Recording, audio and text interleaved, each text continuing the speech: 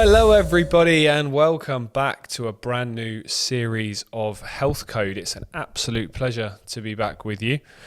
First season was really interesting. We had some fascinating guests, some fascinating people from different parts of the world talking about different parts of medicine, mindset, nutrition, diet, and all those things that contribute towards somebody's health. Had great fun making it. This series, we're going to have some of the amazing people returning. We're also going to have some incredible new guests as well, including the one that we've got on today's episode. But to start each episode, we're going to focus on a particular topic each week for 5 or 10 minutes to dive into, because there's so much happening around the world related to health. So many amazing things out there that are happening that are drawing attention to things that never would have before. So many really not so great things happening out there in terms of mainstream things being pushed forward and ideas that people are lapping up, and that's causing more damage to people's health. So I think it's really important each week just to start the show with a short dive into what's happened in the world of health that particular week. Now, while the show's been off air, we've seen a number of cases and a number of stories in different parts of the globe to do with weight loss drugs. This has become the new kind of buzz thing, the new thing that celebrities are talking about. There seems to be a new news article on all the mainstream platforms every single day or every other day related to this particular topic. Now, some are talking about the side effects of it. Some are talking about how great it is. We spoke a long time ago when this jab first was even discussed, before it was even on the market, about the potential it had for damage to health. Now, some guy sat in a tiny little studio here in the Midlands in Derby with no medical qualifications apart from a personal training one, no nutritional qualifications apart from the knowledge of learning and reading and research and figuring out things for myself, no medical training whatsoever. I shouldn't be the one, and other people doing the same thing shouldn't be the ones pointing out that this is potentially dangerous. That should be coming from the FDA, it should be coming from the medical regulators, and it should be coming from the medical institutions and corporations themselves, because ideally you want companies producing medicines that are only doing so for the benefit of humanity, and therefore will have stringently and vigorously tested anything before it hits the market. Now, as we know, we have a medical system based on profit. We don't have a medical system based on health. So as a result, we have one where there's numerous products on the market, both in the medical space and the food space, that are provably detrimental to human health.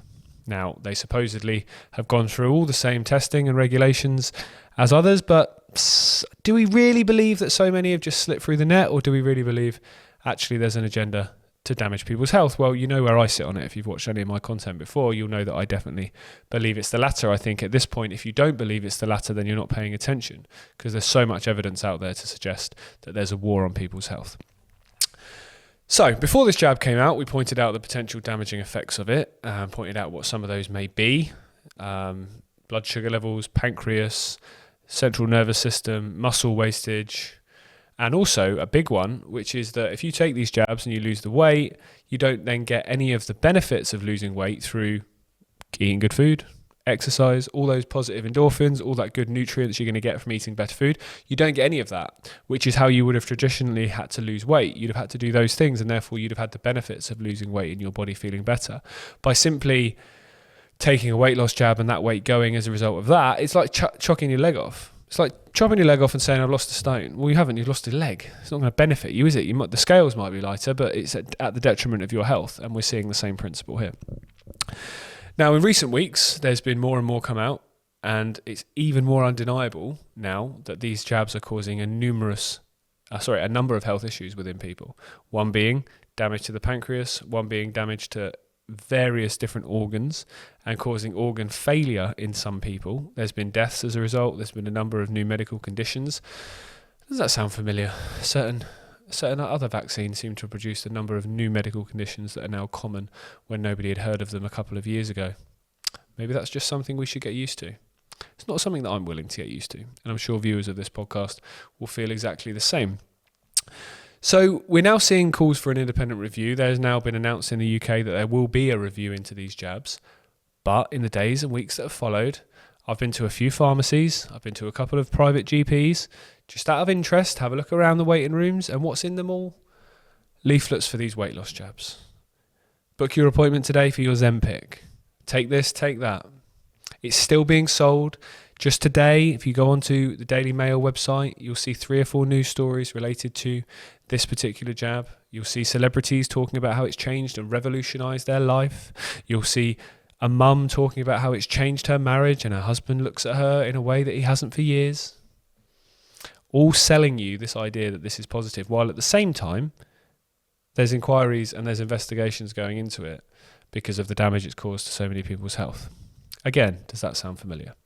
So when it comes to health, when it comes to weight loss, when it comes to maintaining a healthy weight and a healthy, balanced diet, you need to do exactly that. You need to have a good, balanced diet, as fresh a food as you can, whether you eat meat, whether you don't. I'm not here to tell you what to do, but you should definitely be having the freshest foods possible, whatever you choose to have as your diet. You should be moving, you should be having exercise. And if you do that, and you do that in the right number, the right quantity, then you'll be a healthy weight. You'll be a healthy, vibrant version of yourself. If you've got health conditions already and you need to have a particularly tailored diet to manage that, whatever that might be, then fine. But you will be a healthier version of yourself if you have good nutrition and you move more. That's really scientific. That's not even an opinion. That's a scientific fact. Eat less and eat good and move more. Simple as that. You don't need a weight loss jab. You don't need medical intervention. What this has done is it's tied into the modern attitude of people, which is they want everything for free. They want everything yesterday. They're lazy, rather than actually looking and going, you know what? I'm going to put my health at the top of my list of priorities. Because if I'm healthy, if I'm looking after myself, if I feel good, if I'm vibrant, if I have energy when I get up, if I sleep well, if I've got mental clarity to be there for my job, for my children, for my family, for my partner, all of those things, that's better for my health. That's better for those around me. People don't see that, unfortunately, as something that's worth working and aspiring towards. Whereas here's this little jab. Come and take this, and then you look a little bit better in a bikini in a couple of weeks in Ibiza. People are happy with that when that's causing them a number of health issues. So today's topic that I just wanted to highlight was, while this show's been away, we've seen a real trend among this jab and this weight loss industry, if you like, and it's becoming very, very dangerous. It's already damaged so many. And I think it's very important that this is highlighted, shouted from the rooftops before it damages any more, because it's something that isn't going away. I think there's so much evidence now for the dangers of them, but they're still there on the market. They're still being promoted. So I would suggest, if you know anybody that has had this jab or is thinking of having this jab, then please put all this evidence in front of them. Please highlight to them the dangers of it. And if you have had it yourself and intend to keep having it, then please look into this research a lot more before you consider doing it again. But ultimately, it's up to you. It's your health. All I'm an advocate for is informed consent. And I guarantee you, when you went to have this appointment, or when you're thinking of having this appointment, unless you look into this alternative side yourself and look at the dangers and the potential side effects for you and your health and the rest of your life and the other impact on your body other than just losing weight, then they're not going to tell you about it, because we know, as I said at the top, we live in a world where the medical system is based on profit, and them warning you of the potential dangers of their product is very, very bad for business. So unfortunately, or fortunately, depending which way you look at it, the research, the investigation has to be done by us, because if it's not done at all. You can apply that to vaccinations of all kinds. You can apply that to food. You can apply that to exercise. You can apply that to sunlight. You can apply that to supplements, to pretty much everything. The investigation has to be done by us. Now, I see that as an empowering opportunity for us to look in the mirror and take responsibility for our own health. I think half the reason, if not more than half of the reason, we have got in the mess we have in the world on all subjects, not just health, is because we have delegated responsibility over large areas of our lives to other people, and in turn to institutions, to corporations, which make money off of us. If you have a medical system based on profit, then why is it in their incentives to have a healthy population? It's not. It's as simple as that. If you have an arms and military system based on profit, what incentive is there to have peace? There's not. That's why we don't have either of those things at the moment. We've given away responsibility to other people. It's time to take that responsibility back. And you might see that as a negative. You might look at organizations like the FDA and others and say they're not doing their jobs. No, they're not. But we know they're not. And they're not going to, unless we force them to. And the way to force them to is to take responsibility for yourself and make these institutions obsolete. So I see this as an empowering and exciting opportunity for us moving forward. And I can't wait to dive into more as we go through this next series of 20 episodes. We've got some incredible guests coming up for you. We've got a brand new guest joining us today who's never been on the podcast before, and I'm really excited to share his story and his message with you. So let's dive into that. Okay, so joining me today is one of the most recognizable faces in the post-COVID health movement, Dr. Malik. Welcome to the podcast. Great to be with you, mate. Great to be here, buddy. So let's go back to the start for people that don't know your background, that they've found you through your Honest Health podcast and some of the work you've been doing recently. You had a really long, extensive career in mainstream medicine as a surgeon, didn't you, before 2020 came, and a lot of medical professionals obviously reassessed their relationship with the industry. So what was it that got you into medicine in the first place, way back when? Oh, God, I can't remember now. I went to medical school at 93 and graduated in 98. Wow. So, yeah, I've been a doctor for quite a long time. And, just your quick opening line, you were saying, widely recognized amongst dissident doctors. It's quite sad, isn't it, that there's not that many of us? There's only it is. It's only a handful, literally. I went into medicine, cliche as it sounds, to make a difference. I was fascinated by the human body. I always wanted to be a surgeon. I just loved the idea of, just being able to fix people. Just thought it was great. I didn't want a desk job. I didn't want to be a bean counter. So that's what attracted me to medicine. So what was your career was obviously, majority of it was pre-2020 in terms of the surgical part of it. So what was your view of the medical industry pre-COVID, when you were a part of it, when you were in the hospitals, when you were working as an orthopedic surgeon? What was your view of the NHS and the mainstream medical machine during that time? It was changing. It was evolving. So in med school, I thought doctors were amazing. Before med school, I was watching all the TV programs, like, oh my God, they're just ER, your Dr. Benton's and whatnot. They were just fascinating. It's fantastic what they're doing. And then for med school, you're just grinding down, your persona. You're just sitting exams. You're under stress. You don't have any time to think. You get churned out. You just look at all your heroes and you want to be like them. So that's where I was when I graduated, just, wide-eyed and, full of awe and respect for everybody. But I had some questions. Like, I just didn't understand why so many conditions were labeled iatrogenic, which basically means we don't know why it happens. But as my career progressed and the older I got, I just started seeing things that I just wasn't happy with. I was getting a bit more disillusioned.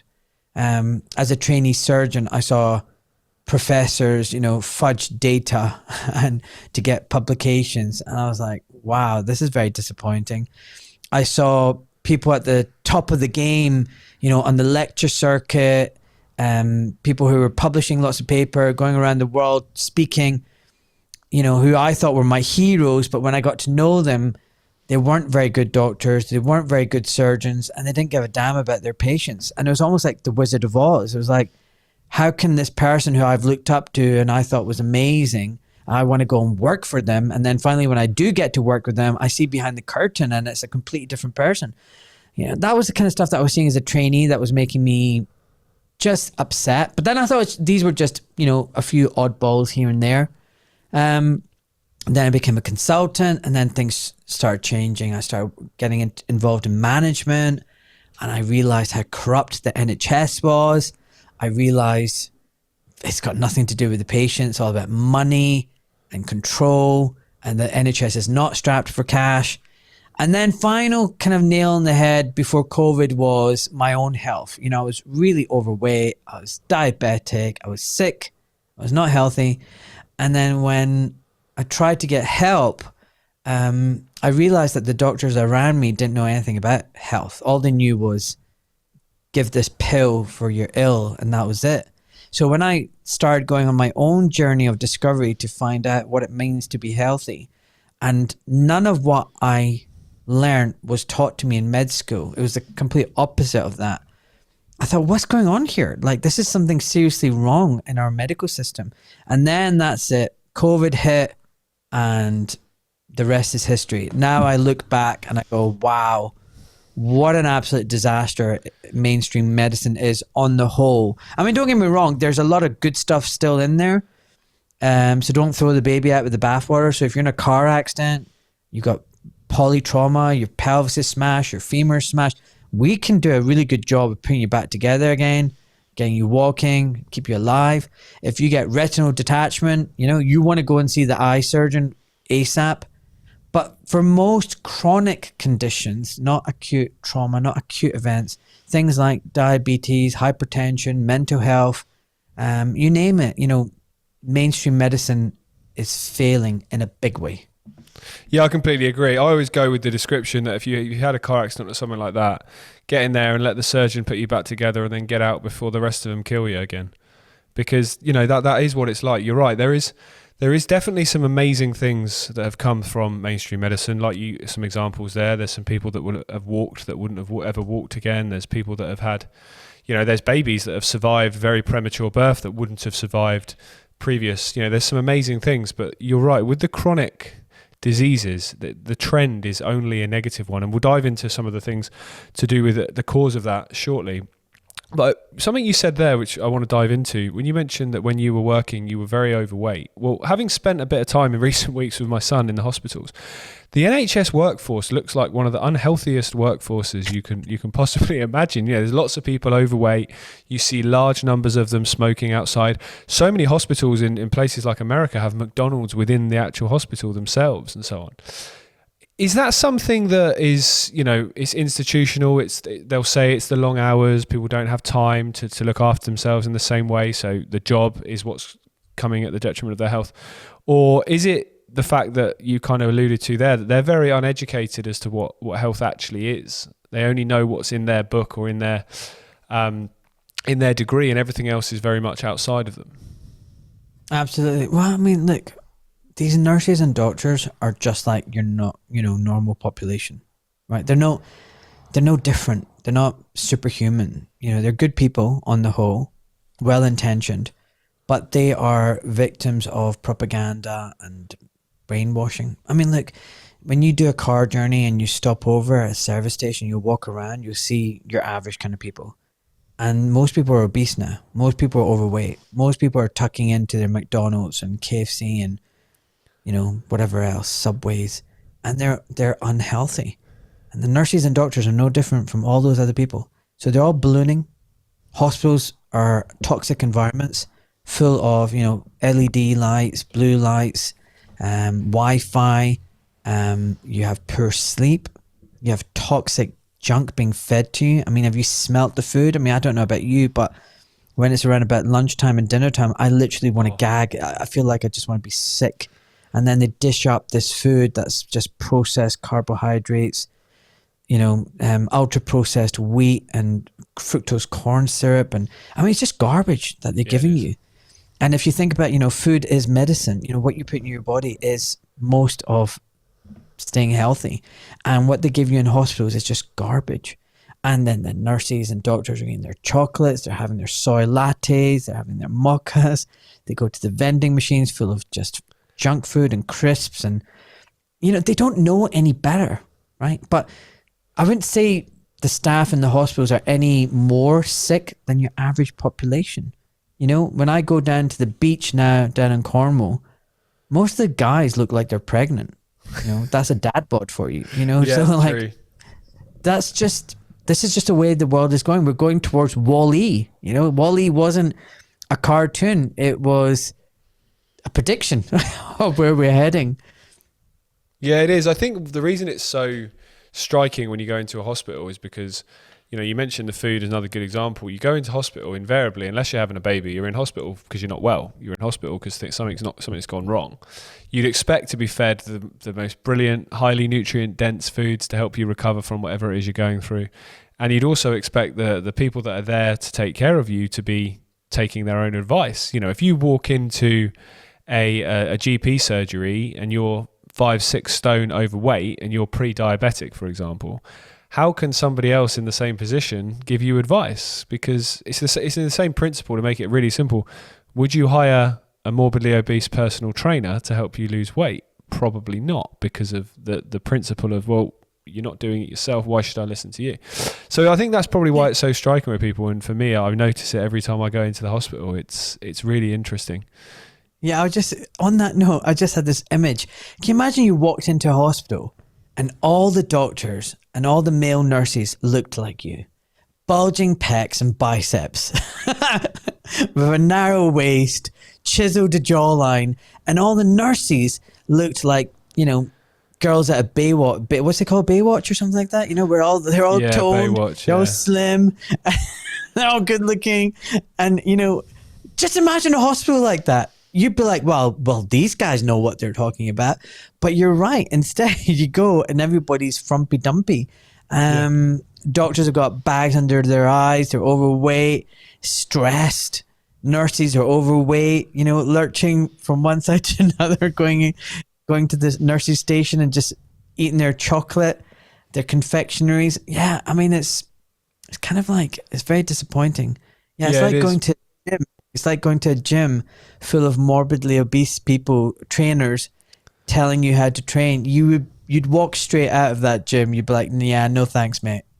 You would, because everyone wants a good example to follow.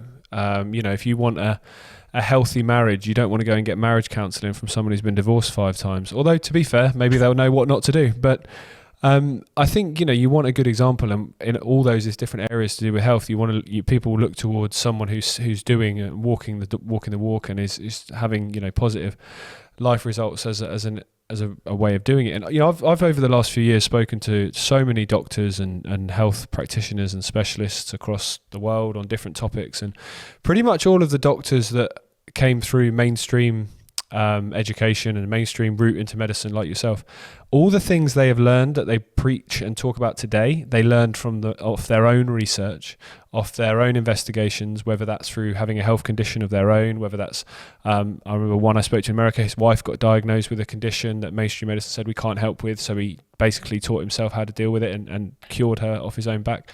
Very few talk about, at medical school, they taught us this, they taught us that, and as a result, I have this amazing knowledge of how the human body works, and I help all these people.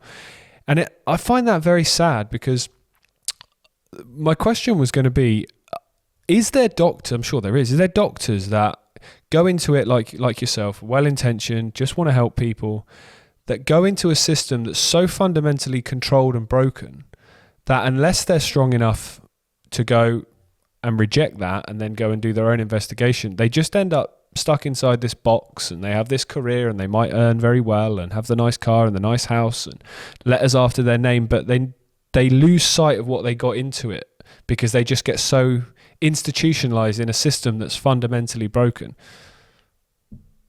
You just answered your question, mate. I get told I do that a lot. You just answered your own question, my friend. Jaymie, that's 100% it. Like 99% of these people are really well-intentioned and good people, right? They go in trying to make a difference. Very few of them are going into it because like, oh yeah, I want a career with a well-paid salary. Because the truth is, they're quite smart, and if they really wanted to make money, they go to the city, they do some other stuff, Medicine isn't as well paid as people would think. So, yeah, they're good people, but the system, starts in med school. Med school is about trauma-based mind control. It's like, the army recruits that join in the army, they get trashed every day, not just because it's physical testing, but because they want to break you and rewrite you, reprogram you. And that's what med school is like. They break your identity and then reprogram you. And then you come out of that in the cult of medicine. And you believe that you're special. You believe that you're, better than everyone else. One of the first things that I was told in my lecture was, you're the top 1% of society, and I've heard this from other people as well, other doctors. It's not just my med school, not just in 1993, but other med schools even more recently.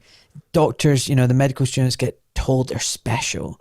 You get put on that pedestal that you're enlightened, you're knowledgeable. And those other people, well, they don't know any better. They're the ignorant masses. And so that straight away power play is not healthy. You know, what you're not told as a medical student is, hey guys, for centuries, us doctors have done some weird, dumbass shit. And you know what? We have been up to no good a lot.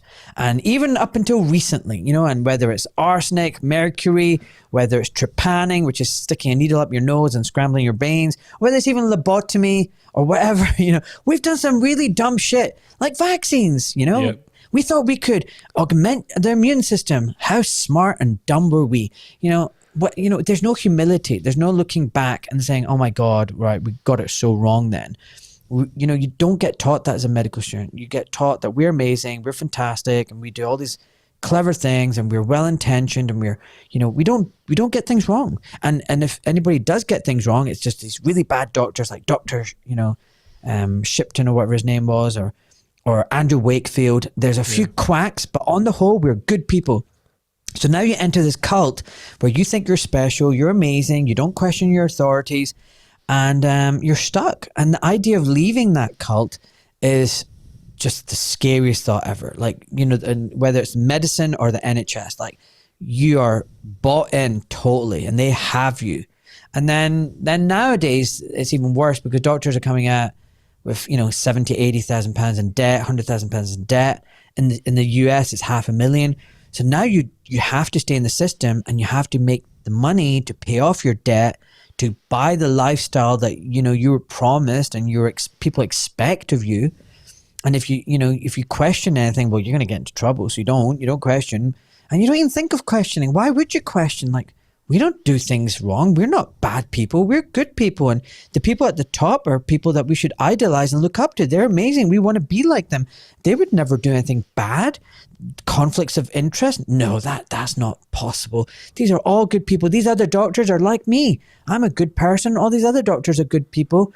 I'm just going to follow the orders, and hopefully one day I'll become special and I'll have an honorary title, and maybe I'll become president of some society, or I'll publish lots of papers. I'll get a big private practice. I'll get invited to all these lectures and conferences, and ta-da, that's my career. I was amazing. That is the problem. They're all in a cult, and they're highly educated, but they're highly indoctrinated, and they're highly ignorant. And they just don't know. But, you know, that's me giving them some benefit of the doubt and giving them some slack.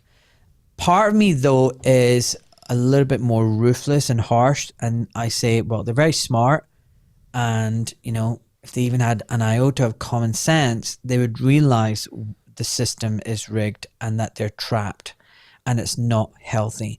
And I think a lot of doctors subconsciously know this, and that's why they suffer from stress.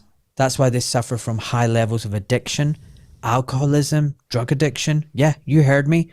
A lot of doctors are smokers, take cocaine, drink alcohol. Many of them are struggling in relationships, and suicide is also very high because they know something's not right deep down. Now, they might not be able to put their finger on it, but they're deeply unhappy and deeply stressed.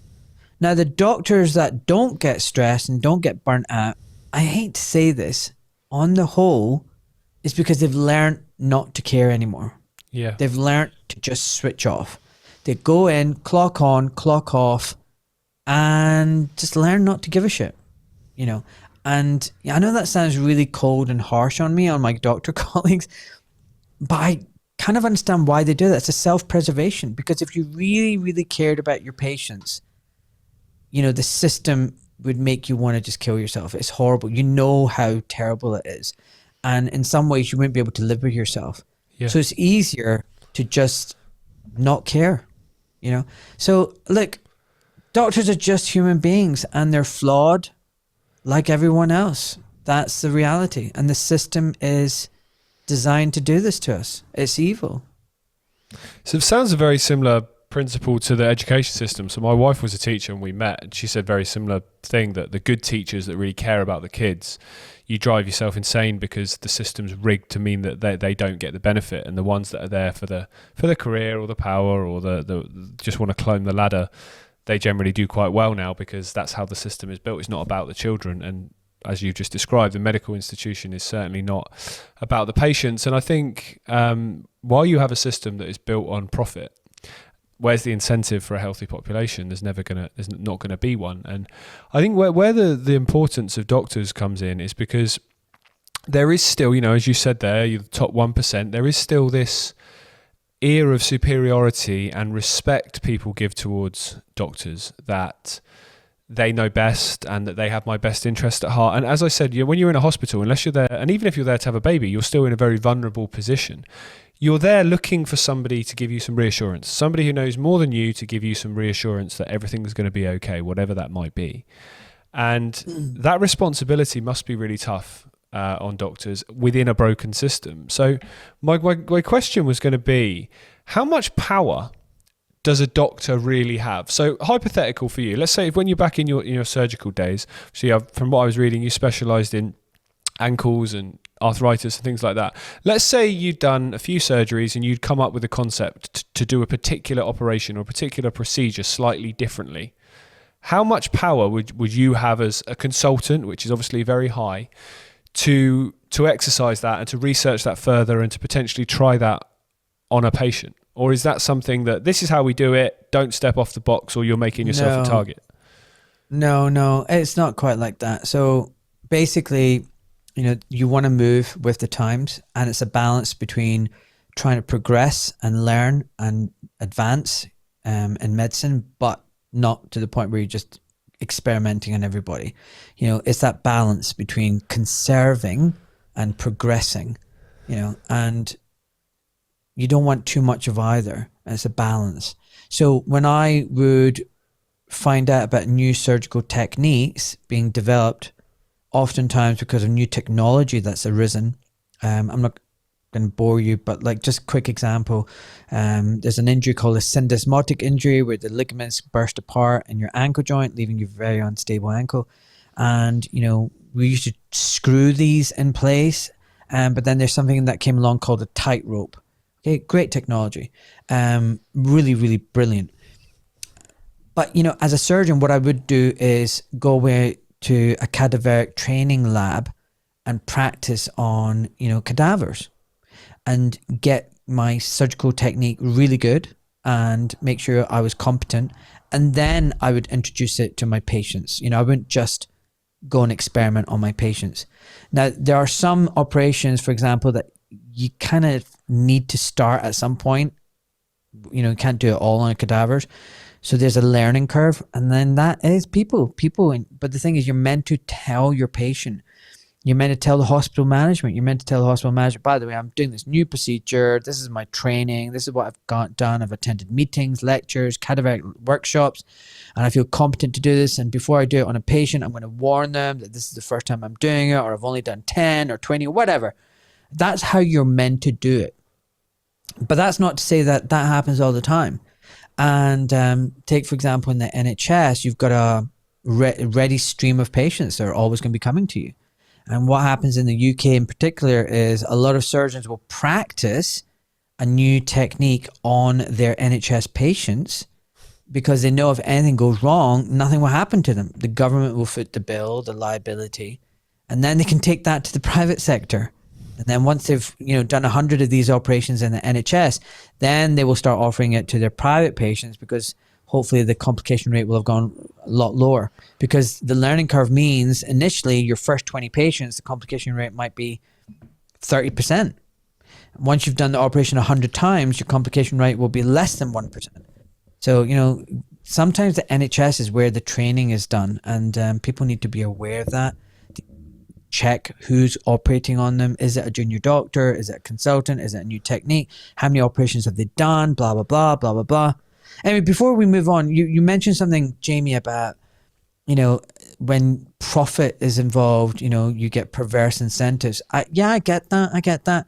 But I had an issue with Dr. Paul Hobday recently. He's a good guy. He's written about the NHS and has messed up, and he's a great believer that you need this socialist NHS and it's privatization and all these greedy private doctors that are the problem.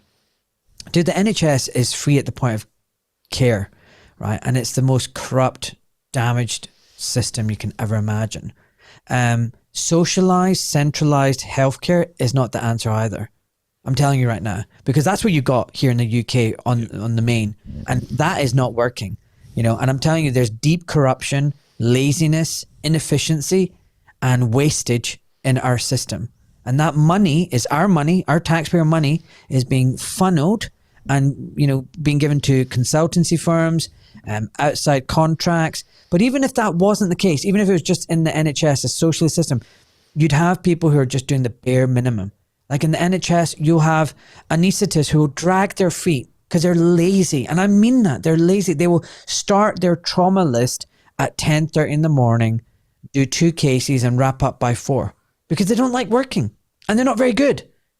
So instead of starting your trauma list at 8 and finishing at 5:30 and get, you know, 4 or 5 cases done, you might get 2, 3 cases done.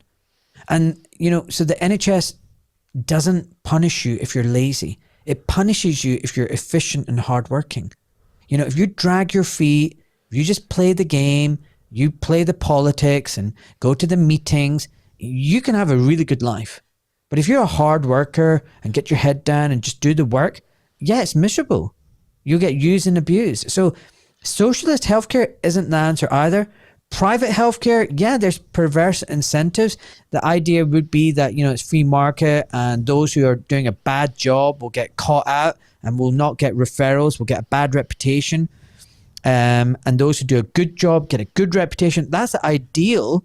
But even in the private sector now, that doesn't really work because the insurance companies dictate to the patient who and where they go to. So you don't really have choice. And what you're getting is your private health insurance company saying to you, go see this doctor because they're cheap and they've signed a contract with the insurance company and they're cheap because they're not good and they don't have a big practice. And they will get a steady stream of patients from the insurance companies because they're just doing what the insurance companies tell them to do. So the private system isn't really a free market anymore either. It's a really weird system. It's a stitched up monopoly. And all the private insurance companies are working together in cahoots. And so that's evil.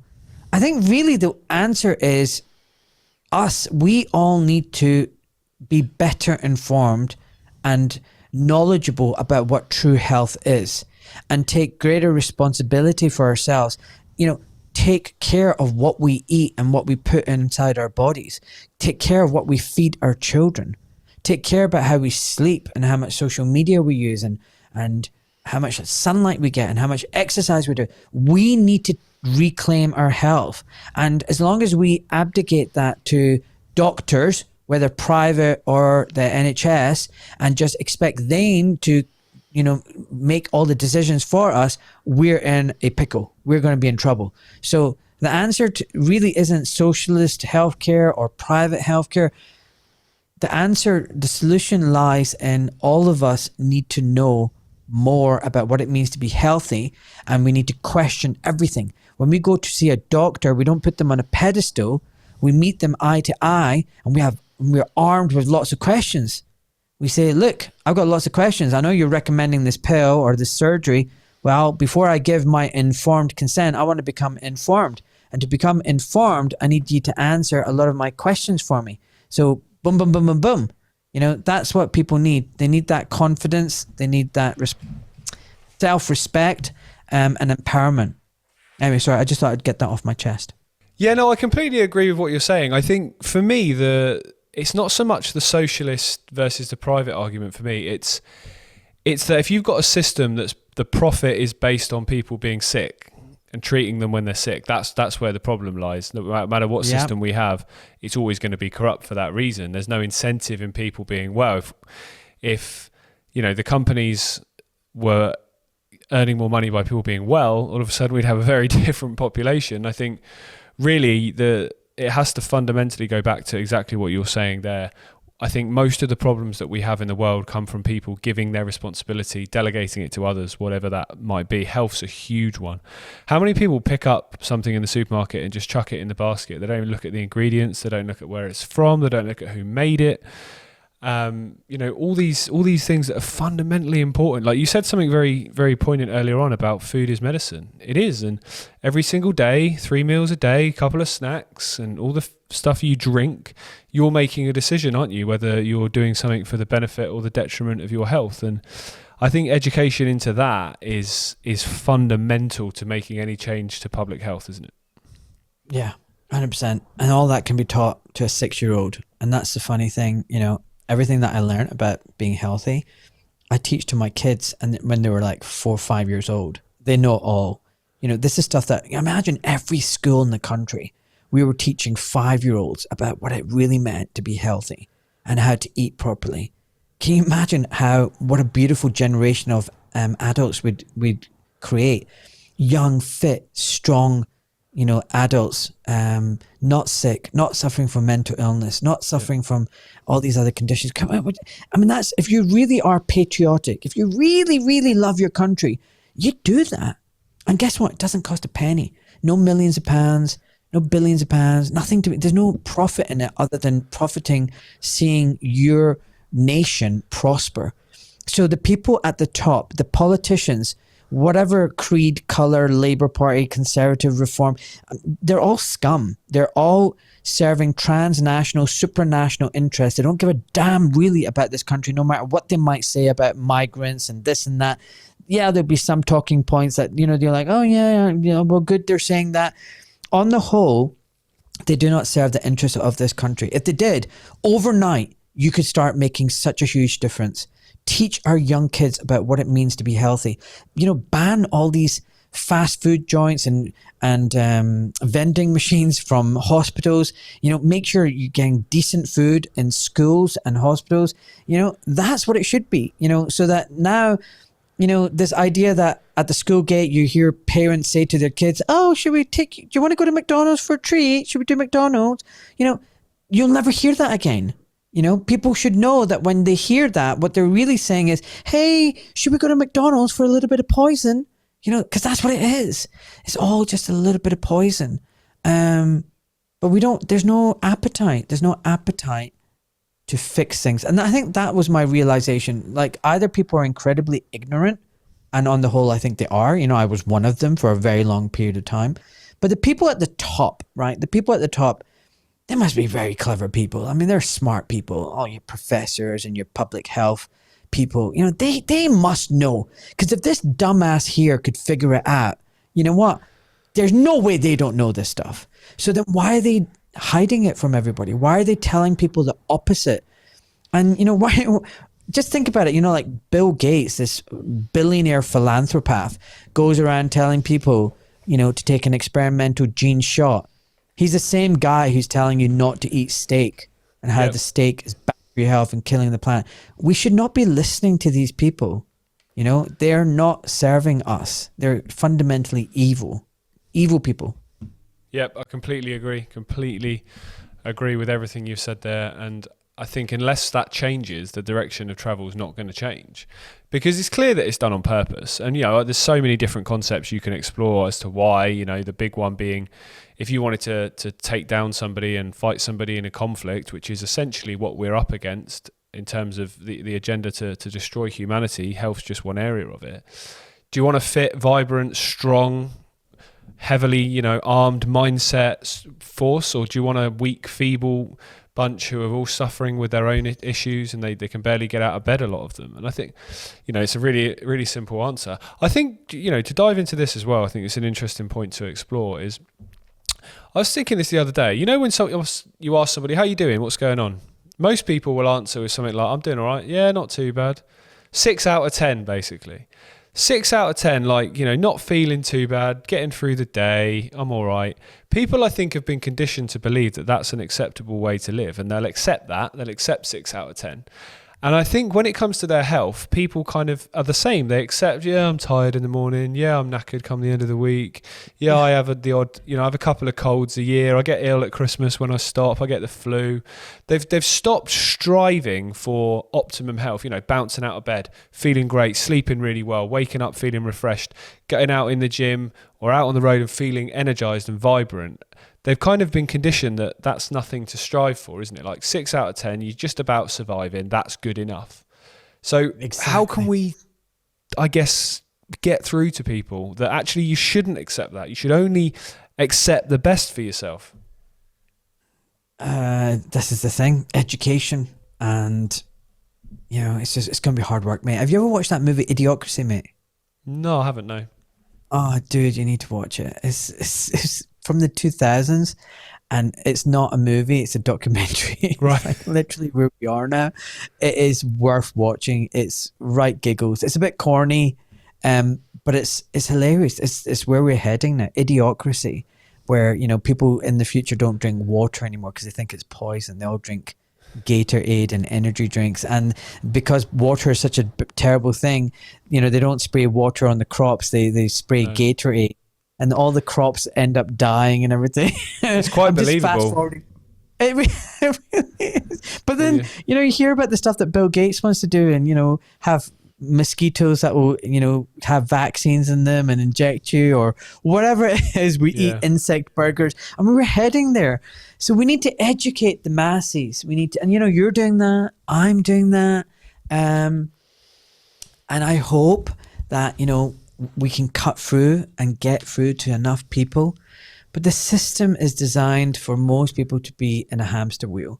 They're working through the day, they're absolutely stressed out, they're then using their soma, which is social media, to dull their senses, to drink alcohol, to have porn or whatever it is, take drugs. I mean, drugs is huge. I can't believe how many people actually take drugs. I wasn't aware. Like, I knew it was bad, but my God, the number of people who take drugs is off the chart. Just to get by and to live and not feel depressed and anxious and miserable. So everybody's like in an NCP mode, frazzled, tightly wound up, literally seconds away from breaking at any point.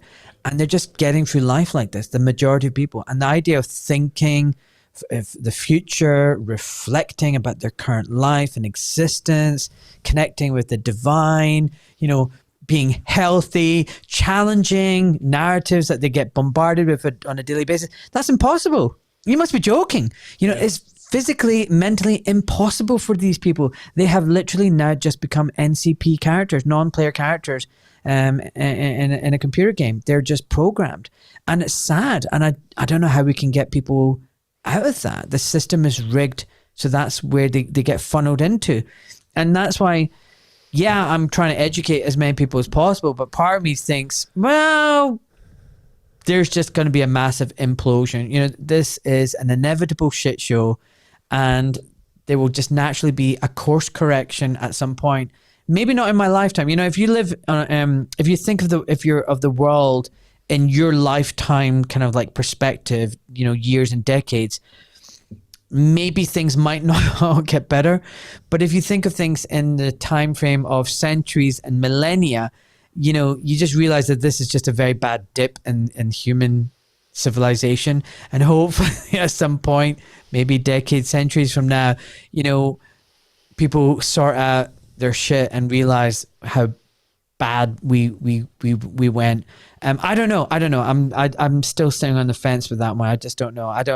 Can you and I really make a difference, or is this juggernaut full steam ahead? And all we can do is educate enough people so that there's some human beings left with the knowledge and the wisdom to rebuild humanity and clean up the shit show that we're found ourselves in. I think you're completely right. I think the only thing that is a saving grace is that nobody's lives are getting better at the moment.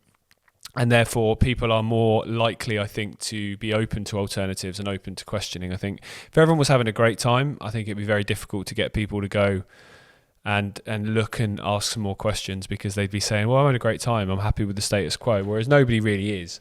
And you can apply that to anything. No one's got more money in their pocket, no one feels safer walking the streets, and no one's seeing the direction of health go in a good direction. 50% of Americans have one or more chronic diseases over 25 years old. That's just a terrifying stat, and that's today. What's that going to be like in another decade? So I think that's our opportunity, I think. So for people watching... And so that's what I was going to say. It's really important for people like you and I to live as healthy a life as possible. You need to lead by example. There's no point you and I talking about all of this and we're both overweight and we're both sick as a dog and we've got issues. hopefully, people start asking questions. So, I find that, I did a retreat recently and people are like, wow, I can't believe you're going to be 50 in a few weeks. And I'm like, yeah, wow, your skin's amazing. I'm like, thanks. And I don't have a beer belly sticking out, and, we met, you were on my show. You're pretty trim. I'm pretty trim. We both work out, hopefully that makes people just think, right, these guys are onto something. They're not just talking the talk. Like, maybe if we listen to these guys, we can get our shit together as well. We can get fit and healthy. We can be mentally healthy. And that's another thing, like, don't underestimate the damage that mental health problems have. There's a lot of people who might be physically healthy, but mental health issues are rampant, rife. Like, you just need to scratch the surface. I just talk to so many people and wow, it all comes out. They're suffering from so many mental demons, anxiety, depression, self-loathing, OCD, so many things. And that's why, we need to educate as many people as possible. And look, it's very simple. Diet, what you eat, how long your eating window is, when you sleep, how long you sleep for, your quality of your sleep, the love in your life, the purpose, nature, grounding, minimizing non-native EMS. That's 90% of what you need to be doing, right? And you'll be fine. And then there's little things you can tweak and top up. But, it's not hard and it's not rocket science is what I want to say. It's just, you don't need to spend a fortune on supplements, injections, treatments, doctor visits. It's the choices you make on a daily basis, which often cost you nothing but discipline, which it will impact your life. Yep, absolutely. It's so simple. Nutrition's really simple. They've convinced you need to be an incredible chef to get the right stuff in. You don't. It's really basic, really simple. I've had 8 eggs this morning. Just 8 eggs with some chili flakes on it. It's all I've had today. You don't need to be an incredible chef. It is quite simple. And I think just to quickly touch on mental health there, I think I would look at it from a perspective that most people feel at odds with the world that we live in now. I think as we've got more disconnected from nature, as you mentioned there, we've got unhealthier across the board. And I'm not, saying we should go back to the Stone Age. I think technology has given us incredible opportunities. We're hundreds of miles apart. There's people watching this all over the world. That technology has given us a great opportunity, but the relationship's got to a negative one. It's become the master, not the servant now. It needs to be a big, big reset to the other way around. But I'd look at the mental health side and say, in a strange way, we need to address it, obviously, but I see that as a positive if you flip it, because if people felt comfortable and at home in the world we live in today, I'd be more concerned.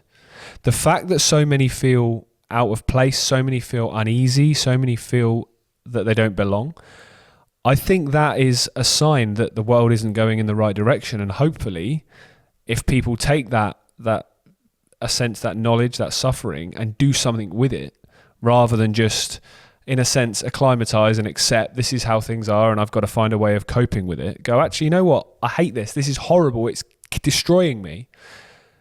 And then in enough numbers, people go, well, we've got to change it then. Then I see that as a positive if you flip it. We can look at it as a negative, which obviously it is, so many people suffering, but you can also say people don't like the way the world's going, and that's only a good thing for the likes of us that want to change it. Absolutely. I just want to say, most of your listeners will get this. What's special about your channel is, it's a subscription. You have to buy into it. So you're already mentally invested. You rather than spend that $5 a month on crappy coffee from some crappy coffee place that's serving the globalists, they're spending it monthly on you guys. So they're already invested. They're already there. So if anyone's listening and is a bit overweight and doesn't feel like things are right, you're already halfway there. Like, it's not much further you need to go compared to people out there who don't even listen to your channel, don't know anything about you guys. All I would say is, it's not difficult. Change is the difficult part, but once you create a habit, it's incredibly easy. So just find that within you, because no one can change you except yourself. Just think right now, are you the optimal version of yourself? If you could go back to your younger self. You know, you're literally face to face with your 6-year-old self, you know, and you want your 6-year-old self, you love that child in front of you, that beautiful, innocent child who hasn't been tainted by the world, by the MSM, by the news. You know, they know nothing. They're just out there to explore the world and to live it to their fullest capacity. You want that child to grow up healthy and loved and the best version of themselves. What would you tell them? Well, guess what? Tell yourself that. You know, look after yourself like you are that little child, you know. And a lot of people don't, because I think fundamentally they're suffering from trauma. There's a bit of self-loathing, self-sabotage, because of, you know, just life experiences. Go back to that younger child and love yourself, and then start making those changes in your life, small incremental gains. And it's like little 1% here and there. So if you like sugar in your coffee, just put a little bit less sugar every day. Don't stop straight away. But you'll get to a point where you're like, it's literally a grain of sugar. I don't think I even need this anymore. You know, whatever it is. Or if you go to bed at 1 a.m, do you know what? Go to bed at 12:30. You know, and then a month later, go to bed at 12. You know, whatever it is, just slowly start making little changes. And that's how you do the course correction. Don't do a violent, massive change with lots of changes in your life. 1, it'll be unsustainable, and 2, it's very uncomfortable. So make little small changes. And can I just do a quick plug-in for my service as well? Of course you can. Right, so basically, I'm doing a consultation service where I act not as a doctor treating you or diagnosing you, but I give you information and I empower you. So having been a doctor for over 25 years and a surgeon, I know the systems inside out, public and private, and I can help people navigate the sick care system. So, you know, oftentimes you leave a doctor's consultation with more questions than answers. You're left thinking, what the hell? Do I need to take this pill? What about the side effects? Are there any other options? Are there other natural remedies or holistic options? You know, I can really educate you. You know, not only have I been on my own journey, I've now spoken to hundreds of guests on my podcast. So I offer this consultation service, and you can just visit my website, docmalik.com. And so far, you know, I've really enjoyed it. I've got, 18 5-star reviews. It's been running for just over a month, and I'm adding real value to people. So if you've got some medical issue and you're like, you don't even know where to begin, I think I can help you. Yeah, I'm sure people watching I had to plug that in. That's all right, no problem. I'm sure people watching will take you up on that offer. That's the way you've just explained there about, what would you say to your child so eloquently, and I think that's a beautiful way to end the show, to leave people with that message, because that's really important. If you would do it for your children, if you do it for your loved ones, why not do it for yourself? It's very, very important. So thanks so much for joining me, mate. It's been a pleasure, absolute pleasure to talk to you again, and we'll catch up soon, I'm sure. That was Dr. Malik there joining me. Thank you so much for tuning in to tonight's episode and this new series. Very excited to say that Catherine Edwards, the incredible Catherine Edwards, will be back with us for next week's episode. So if you've got any questions that you'd like to fire over to her, or like me to put to her at the end of our conversation, then please put them in the comments of this episode or email us at content@ickonic.com. Next week, we're going to talk a bit more about processed food at the start of the episode, because a new study has come out which has shown that 50% of the diets of people here in the United Kingdom come every day, calories you consume come every day from highly toxic, ultra-processed foods. Now, it's very easy to read that statistic and then look at the overall health of people and see the correlation and see that one clearly leads to the other. Well, also, it's very clear to see that some countries in Europe, particularly Italy and Spain, where the amount of processed food consumed daily is less, that the health of people is improving, or is certainly in a better state than it is here in the UK. So we're going to dive into that and simple and easy ways that you can switch out or just cut them out completely without having to spend hours and hours in the kitchen like you're told. So we'll see you next week, and any questions for Catherine Edwards, content@ickonic.com. Have a great week, everybody. I'll see you then.